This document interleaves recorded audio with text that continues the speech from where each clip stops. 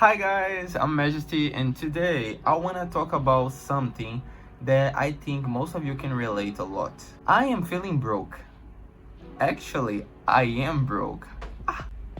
Okay, let's break that down a little bit. Every time that I don't have money on my bank account, I feel bad. I feel like trash and I feel depressed. So you're probably thinking, Majesty. By the way, I'm Majesty. I don't know if I said that. If I did, you can just ignore. But you will be like, by the way, Majesty, you are like that all the time. Yes, and that's the problem. So we're gonna talk about the work industry. I don't even know if that's the right way to call it, but I will call the work industry. So normally you go to school, you graduate, then you go to college and you graduate and you have your diploma, and then you gotta go to work. Here in my country, you usually get a job while you are in college because, well, you need money and they don't pay well. The only experience that I did have with work that I get hired on was to be an English teacher. The other ones on like technology side of this kind of stuff, I always send my curriculum. I was like, I speak English. Like, hire me. Do you need anything else? Because like that's rare, and talk like that, that's rare. I mean, I am doing the course and everything. It's the only excuse that you need. You're gonna teach me everything anyway, because it is the only thing I don't understand. Like companies, they be like, oh, you gotta have experience, or if you ain't have experience, you gotta know how to do a website or how to do this kind of stuff. I mean, assuming that you want to work as a data analyst or something related to technology, you are expected to do something by yourself just as a hobby, or oh, I thought I had to stop recording, but it's not. Anyways, you should do as a hobby, or you should have kinda of a portfolio to show them, to show like, hey, I'm not trash.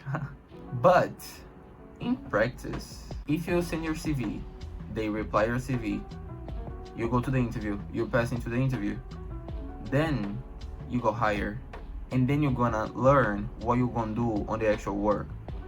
Like, you're gonna learn there. So how you expect me to know the stuff if I'm gonna work there? And I'm not talking about the content that you see on the college, like the theory of everything. I'm talking about in practice, like the hard work stuff, And well, I don't know how it is in your country, but here it's super normal if you send like 1,000 CVs and you get answer on 2 or 3 or none.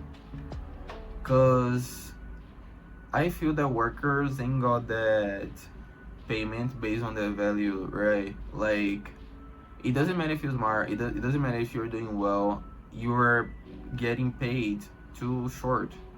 Too little? Too short? I don't know. Anyways, going back at the only job that I ever got in my life as an English teacher, the money is not enough for anything. They don't pay my food because in Brazil we have a system that like you have your money that goes to your wallet, you have the money that's on a specific card that you just use to buy food, and you have the money that you use for transportation. This job that I'm currently in only pays me the money to my wallet, and they don't pay for my transportation or my food. So I need to get my salary, I need to take these expenses from my limited salary. That's very trashy. If I didn't have a plan already, I would give up on that, but well, it's just one more month at class, so I'll finish and then I'll say bye. The thing is that if I got, like, I have a friend that he works for a technology company now. He studies systems information, I guess, I'm not sure, and he works on the cybersecurity area, like analyzing mails and this kind of stuff. So he works from his house the whole week. He just go physically to the place once a week. He had his money, like the liquid payment, on his account, and he has his food ticket, which is like the card from the food, and he has his transportation, I guess. I'm not sure about that, but he gets like 10 times what I'm getting working as an English teacher. And also, like, we have the same age, we are both in colleges and everything. I actually felt so happy to him, because from my whole social group, he was the one that gets finally something useful. So I was like, that's nice.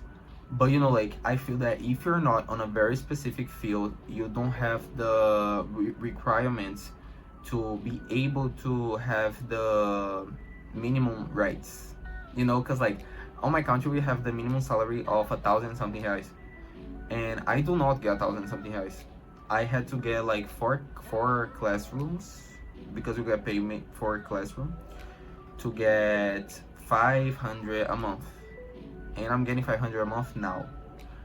Removing the transportation stuff, I'm basically not getting anything, and I think this is so wrong, right? So yeah, that was the whole traditional way of work. And nowadays, I think that if you don't have a YouTube channel, or if you don't make money from you, like your job is to exist, then you are so limited. Because like I created this YouTube channel, right? And I have tried before and everything, because I wanted to be independent. Because like, it's so hard when you're trying to be competent and the company does not give you the right value, you know. Because if my classmates, so my students, if my students have some problem, like they don't have internet, some of them don't have internet and they cannot communicate with me, and I said, oh, can we put internet on the building during the class to help them? And the company was like, no, because not my problem. So like, it's so hard when you are really like having a mission, having a vision, and you're trying to, you know, fight for that, but you can't. And not because you don't want to or you're not able to, it's just because the people that can do it don't want to do it. And this is just so wrong, like so wrong. I think I share my thoughts already. So basically, go make a YouTube channel, go make a TikTok profile, go be a digital influencer, go do something. And yeah, see you next video, guys. Bye.